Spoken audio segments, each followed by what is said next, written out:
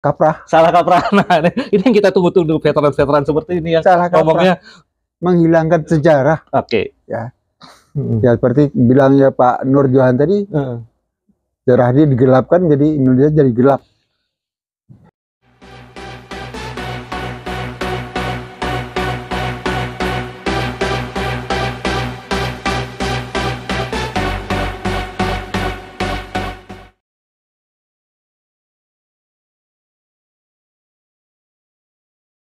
Atau jumpa lagi di channel kita yang rame-rame. Ini jadi bukan cuma channel saya, tapi channel teman-teman semua. Sekarang kita sedang bersama seorang veteran, pejuang Republik Indonesia, veteran, umurnya 84 ya Pak? 87. 87? Ya. Wow, 87. Jadi saya nggak tahu tuh, waktu Bapak lahir, saya mungkin masih di planet bayi. Gitu. Sekarang bersama Pak Lukman Bur. Iya. Pak Lukman Bur ini dulu Maijen. Ya. Maijen TNI Pak ya, Pak Lukman Bur. Ya. Pak Lukman Bur ini adalah Angkatan Darat Pak. Angkatan Darat. Ya jadi kenapa kita sekarang bersama Pak Lukman Bur? Karena ada yang seru teman-teman. Ini bulan Maret, dan di bulan Maret itu tadi ngobrol dengan Pak Budi, salah satu penulis tentang Pak Soeharto. Itu ada 5 kejadian yang terkait Soeharto di bulan Maret. Jadi menurutnya adalah bulan Maret adalah bulannya Pak Harto. Dan memang bulan Maret itu contohnya ada satu, serangan umum 1 Maret 1949 yang oleh Kepres 02/2022 tahun lalu nama Pak Harto dihilangkan. Wah, itu seru. Di diktum C-nya. Teman-teman bisa lihat penjelasan detailnya secara akademisnya di konten kami yang di atas ini sebelumnya. Nah, di sana rekan saya Leni Siregar memandu diskusi dengan Profesor Hikmahanto Juwana dan penulis buku Pak Nur Johan. Pak Nur Johan Nur. Pak Nur Johan Nuh. Maaf saya suka lupa ya. Nah, sekarang kembali kita ke Pak Lukman Bur. Pak Lukman Bur ini adalah ketua dari Yayasan Kajian Citra Bangsa, YKCB. Ya. YKCB. Ya. Ini yayasan ini yang banyak bergerak di bidang sosial dan edukasi, terutama edukasi tentang sejarah bangsa ya Pak ya. Ya. Jadi kita kembali lagi ke soal Kepres nih teman-teman. Ini udah setahun berlalu, 2022 Kepres itu, tapi tahun ini Kepres itu masih belum diubah.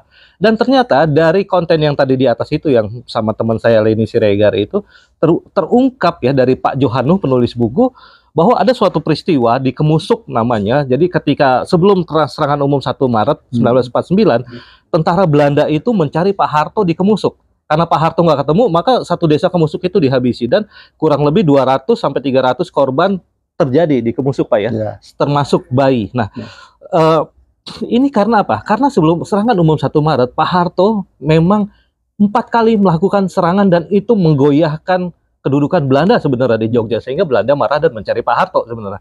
Nah teman-teman, ternyata menurut Pak Nuh itu sebenarnya rakyat Kemusuk udah nggak masalah dengan pembantaian itu, sampai sekarang sudah ikhlas lah, menganggap diri mereka sudah berkorban untuk negeri ini, membela Pak Harto sebagai perisainya Pak Harto, mereka nggak masalah. Tapi yang menjadi masalah adalah hati mereka tergerak, mereka seperti tergerak kaget ya ketika ada Kepres itu. Di Kepres 02/2022 itu nama Pak Harto dihilangkan sebagai penggagas atau inisiator atau pelaku dari serangan umum 1 Maret gitu. Nah, jadi ini hati-hati menurut saya ya. Ini hati-hati kalau bikin Kepres bisa menyinggung perasaan sekelompok masyarakat. Nah, bisa ada yang nggak enak. Nah, sekarang kita langsung ke Pak Lukman Bur. Pak Lukman Bur dari YKCB.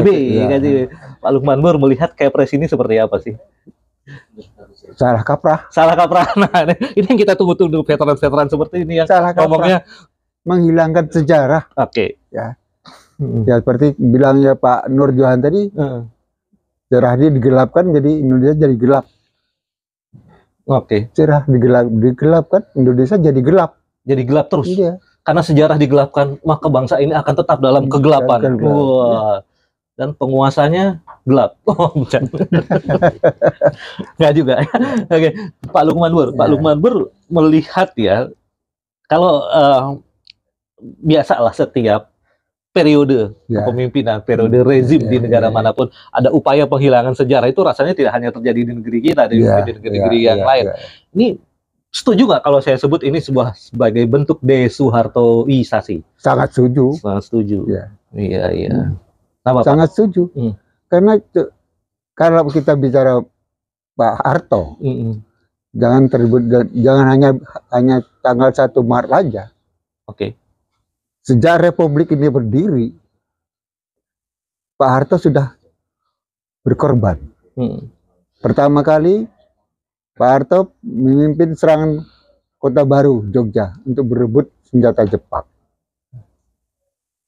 Bersama-sama dengan BKR. Kemudian ikut serangan Semarang dengan sekutu Iban Jepang juga. Dan ikut serangan Ambarawa, Pelagan Ambarawa. Nah, itu Pak Harto juga ikut. Kemudian Pak Harto di dalam serangan-serangan ini dipuji oleh Pak Dirman. Dalam buku Pak Nasution juga jadi bunga pertempuran. Jadi kebanggaan bangsa ini yang tertulis maupun yang fakta itu tidak bisa dihilangkan. Kenapa kok kita bangsa sendiri menghilangkan sejarah ini? Bung Karno sendiri mengatakan jangan lupakan sejarah. Bangsa yang besar menghargai pahlawannya. Kenapa kepahlawan kita ini tidak dianggap? Dan Pak Harto sampai sekarang tidak dianggap jadi pahlawan nasional. Tapi harus Pak Harto jadi pahlawan nasional ya? Kalau berbicara soal Pak Harto, Pak Harto menjadi panglima ada 9 kali. 9 kali jadi panglima. Yang saya dengar dari penulis-penulis buku Pak Harto ini, Pak Harto ini jago perang ya? Jago perang, jago kemanusiaan. Oh iya, siap. Coba kita selama Pak Harto jadi presiden, coba apa yang kita rasakan? Oke, saya masih kecil. Masih kecil. Tapi saya merasakan kedamaian. Sama orang-orang yang sudah besar. Ya, tanyalah, bagaimana ada orang antri minyak tanah. Justru di Orde Lama itu. Ya, ada orang antri manus, enggak ada. Kita swasembada pangan. Swasembada pangan, kemudian ada puskesmas. Ada pengaturan penduduk, kelahiran. Jadi coba dilihat, semua dilihat, dibaca. Ya. Jadi sebetulnya kita, terutama generasi muda mungkin ya, perlu banyak membaca sejarah bangsa ini. Sekarang sejarah ditampilkan lewat audiovisual, Pak. Ya, audiovisual ini ya sangat penting, ya, terutama para ahli visual ini yang perlu menghayati.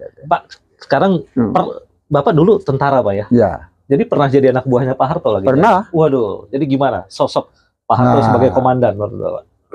Pak Harto sebagai seorang komandan sangat bijaksana, sangat disiplin.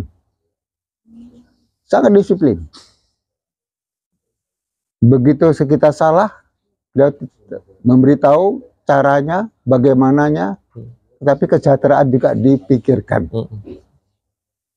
Jadi saya pernah pada suatu saat saya jadi masih kapten. Saya masih kapten. Beliau waktu itu Pangkostrat datang kepada satuan saya. Waktu saya hormat melaporkan beliau masuk kesatriaan, hormat, beliau melihat pakaian, dilihat sama sekali. Ada seorang pria yang salah jalan, itu diberitahu, kamu baru aja perwira gini, jalan yang benar. Dan kalau kita yang baik dipuji, yang salah dikoreksi dan dibetulkan. Oke. Jadi figur Pak Harto itu. Pak Harto, beliau itu adalah seorang komandan, seorang bapak, ya, seorang saudara. Jadi seorang teman. Jadi waktu kita selesai upacara didekati oleh Pak Harto. Jadi bulan Maret ini Pak ya, bulan Maret ini kan bulannya Pak Harto. Tadi ada 1 Maret juga di 66 sorry, ada 11 Maret gitu ya. Ada 12 Maret. 12 Maret itu. Pokoknya intinya gitu. Tapi yang menarik adalah Kepres nomor 2 2022 sampai sekarang belum direvisi dan benar-benar peran Pak Harto di sana sepertinya disingkirkan. Nah, ini teman-teman saya yang nonton channel saya pasti nanya, kok si Aji jadi kayak gini sih? Ya, saya dulu ikut menurunkan Pak Harto zaman reformasi. Masih baru-baru kuliah saat itu. Belum ngerti, Pak. Tapi sekarang kok saya ingat dulu waktu saya masih SMA, SMP gitu, kok enak ya, gitu ya. Tenang gitu ya. Waktu Pak Harto lah dicanangkan 9 tahun. Ya, 9 tahun. Belajar. Dah. Oke. Apa? Jadi coba kita baliklah sejarah itu semua dilihat. Jangan dilupakan. Ingat, jangan hanya lihat dia salah. Ya manusia ya, Pak Harto ya sebagai seorang makhluk dia juga punya kesalahan. Tapi sampai berapa jauh kesalahan beliau? Oke. Jadi kita kembali ya ke soal Kepres itu, Pak ya, dan juga ada katanya tadi kita ngobrol dengan Pak Budi, nanti kita akan ngobrol juga dengan salah satu penulis tentang Pak Harto juga. Katanya banyak di masjid-masjid, di institusi-institusi yang pernah disumbang atau dibangun oleh keluarga atau yayasannya Pak Harto, monumennya itu apa prasastinya itu kan biasanya kalau masjid dibangun pada tanggal sekian ada tanda tangan yang diresmikan oleh Pak Soeharto gitu. Nah itu katanya itu mulai dihilangkan, teman-teman. Bayangin segitunya ya, menghilangkan jejak Pak Harto, desoehartoisasi gitu ya. Nah Pak, kalau kita bicara desoehartoisasi, kira-kira siapa yang paling ingin desoehartoisasi? PKI. PKI itu siapa, Pak? Partai Komunis Indonesia. Iya, tahu itu. Tapi hubungannya dengan Pak Harto itu apa? Karena enemy. Karena Pak Harto yang membubarkan beliau. Artinya musuhnya gitu kan? Oh, oke. Jadi musuh. Dan sebetulnya PKI itu bukan musuhnya Pak Harto.